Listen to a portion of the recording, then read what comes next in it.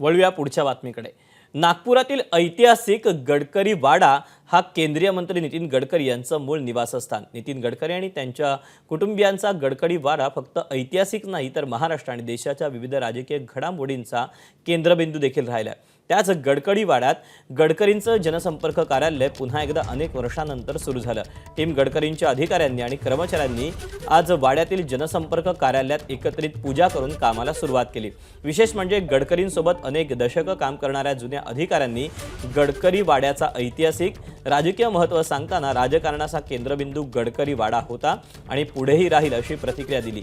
गडकरी कुटुंब अजून वाड्यात राहायला आलेलं नाही। पुढील काही दिवसात ते वाड्यात राहायला येण्याची शक्यता आहे। सध्या फक्त जनसंपर्क कार्यालय सुरू करण्यात आलेलं आहे। याच वाड्याचा आपण एक्सक्लुझिव्ह आढावा पाहूया।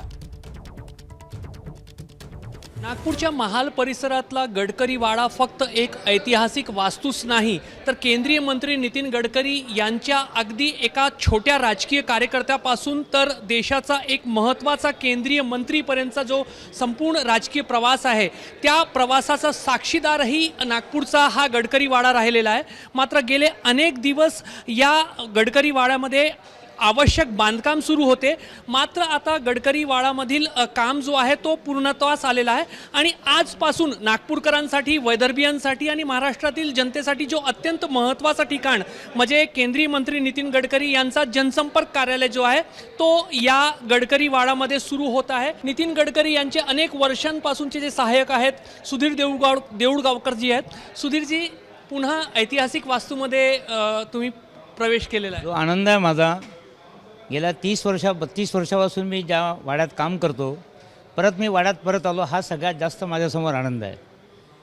या वाड्यामध्ये मी 2x2च्या टेबलवरती बसायचो आणि पूर्ण काम करायचो। विधानसभेचे प्रश्न टाकायचो, लक्षवेधी तयार करायचो। आज परत त्या वाड्यात येऊन मला अत्यंत आनंद होत आहे की परत त्या वाड्यामध्ये वापस आलो आणि गडकरी वाडा हाच पूर्ण महाराष्ट्रामध्ये, देशामध्ये सगळीकडे याच नावाने आजही गडकरी वाडा म्हणूनच ओळखला जातो। तुम्ही नितीन गडकरींसोबत अनेक वर्षांपासून आहे। भाजप एक मोठा पक्षही या कालावधीत झाला आणि अनेक घडामोडी, अनेक निर्णय भाजपचे सुद्धा याच वाड्यात घडले, तुम्ही साक्षीदार आहात। गडकरी वाडाच हा केंद्रबिंदू आहे आणि यापुढे हाच केंद्रबिंदू राहणार। बस एवढंच मला सांगण्याची माझी विनंती आहे। अखेरचा प्रश्न, गडकरी कुटुंबीय केव्हा प्रवेश करतील? ते आता चालू आहे, त्यांचे काम चालू आहे। बहुतेक आठवड्यात, पुढच्या आठवड्यापर्यंत होऊन जाईल।